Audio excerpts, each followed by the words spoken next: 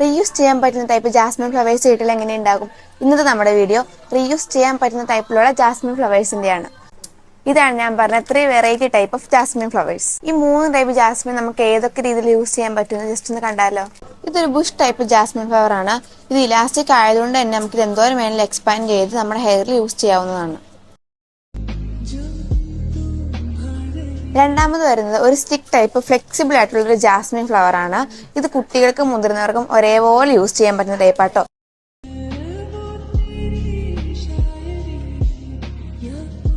മൂന്നാമത്തെ type Jasmine ഞാൻ ദേ വീർ ചെയ്തിരിക്കുന്ന ടൈപ്പാട്ടോ.